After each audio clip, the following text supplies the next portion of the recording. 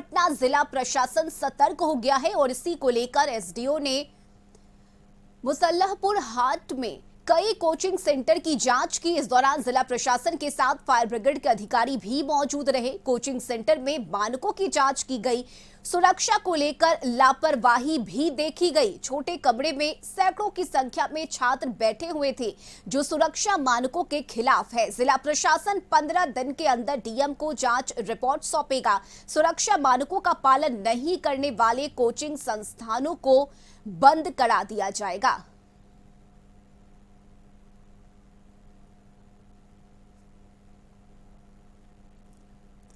इधर आरजेडी प्रवक्ता शक्ति यादव ने बिहार में कोचिंग के हालात को लेकर सरकार पर निशाना साधा। उन्होंने कहा कि बिहार में कोचिंग माफिया चला रहे हैं, उन पर कार्रवाई करने की बिहार सरकार को हिम्मत नहीं है। जोड़ लोकल स्तर पर दिल्ली के लिए परेशानी का सबब है। युवाओं ने अपनी बात जो रखी है, छात्रों ने, उनके साथ एक शोषण हो रहा है। आज स्ट्राइक पर हैं, एकाएक फ्लैट की कीमत में, रूम की कीमत में उछाल ला दिया गया है मकान मालिकों की तरफ से। जब अर्हताएं कोचिंग संस्थान नहीं रखती है, ऐसे कोचिंग संस्थान चल क्यों रहे हैं? एमसीडी की ड्यूटी क्या थी? वहां के लोकल जो लोग हैं उनका कर्तव्य क्या था? और न्यूज रूम से सहयोगी राजीव इस वक्त हमारे साथ जुड़ गए हैं। राजीव, राजधानी पटना की अगर हम बात करें तो यहाँ गली गली में हमें कोचिंग सेंटर्स दिख जाएंगे, और वैसे कोचिंग सेंटर जो छोटे कमरे में चलाए जाते हैं, और इन कोचिंग सेंटर्स में ना तो पार्किंग की व्यवस्था है, ना फायर ब्रिगेड, यानी अगर आपातकाल की स्थिति आती है तो उसकी व्यवस्था भी नहीं है, और एग्जिट के लिए दूसरा गेट भी नहीं है। तो कई समस्याएं यहाँ के कोचिंग सेंटर्स में देखी जाती हैं, और चेकिंग के दौरान भी कुछ ऐसा ही पाया गया। जी देखिए, दिल्ली में जिस तरह के से कोचिंग संस्थान में हादसा हुआ, 3 बच्चों की मौत हुई, उसमें से एक बच्ची जो थी बिहार के औरंगाबाद की रहने वाली थी। वो आईएएस की तैयारी करने गई थी। अपने सारे माता पिता के सहयोग से, अपने पैसे से वो चाहती थी कि वहाँ अपना परीक्षा की तैयारी करे और वो आईएएस बने, लेकिन उसका सपना टूट गया और वो मौत के गाल में समा गई। इसके बाद पटना जिला प्रशासन बहुत ही सक्रिय हो गया है, क्योंकि यहाँ पटना में इतने कोचिंग संस्थान हैं, कुकुरमुत्ते की तरह संस्थान चलते हैं कोचिंग संस्थान, कि आप माने हतप्रभ रह जाएंगे कि ऐसे ऐसे जगह, ऐसे ऐसे रूम, सक्रिय गली वो दिखने को मिल रहा है अब। चूँकि जिलाधिकारी ने जो ही इस बात की संज्ञान लिया और उन्होंने 6 टीम बनाई है एसडीओ के नेतृत्व में, चाहे वो बाढ़ के एसडीओ हों, दानापुर के एसडीओ हों, पटना सिटी के एसडीओ हों, फतुहा के एसडीओ हों, आपको तरेगना जो कहलाता है वहाँ के मसौढ़ी के एसडीओ हों, इन लोगों के नेतृत्व में 6 टीम बनी। कल से ही विभिन्न कोचिंग संस्थाओं पर छापेमारी हो रही है।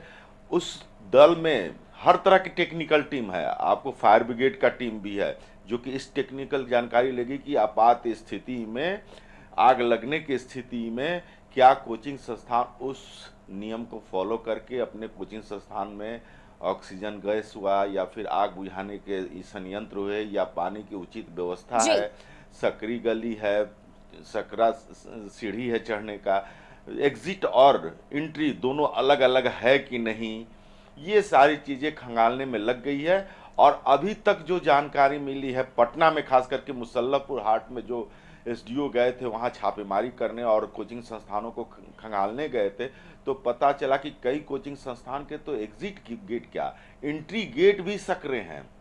आप सोचिए कि 1 वे होगा, अगर एक रूम में 100 बच्ची को बैठाया जाएगा, आपात स्थिति जब आएगी तो वो 100 बच्चे कैसे निकलेंगे?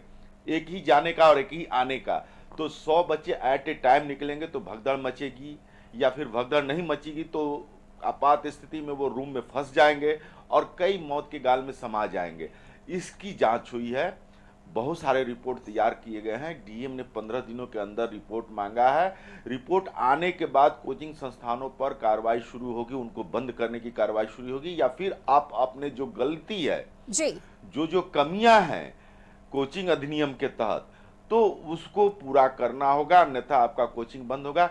ये अभी शुरुआती दौर है, एसडीओ तहकीकात में लगे हैं, जांच में लगे हैं, लेकिन सबसे बड़ी बात होगी कि 15 दिन के बाद जो जांच रिपोर्ट आएगा तो कार्रवाई देखने को मिलेगी कि नहीं मिलेगी, और किस तरह की कार्रवाई देखने को मिलेगी।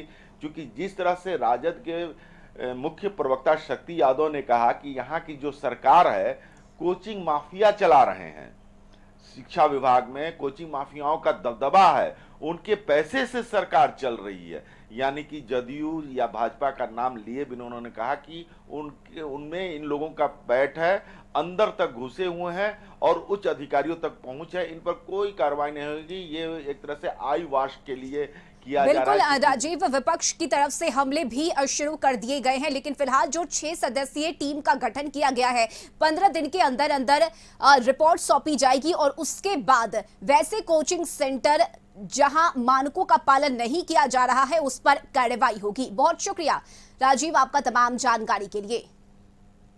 और इन्हीं खबरों के साथ सुप्रभात में अभी के लिए बस इतना ही। आप देखते रहिए कशिश न्यूज। नमस्कार।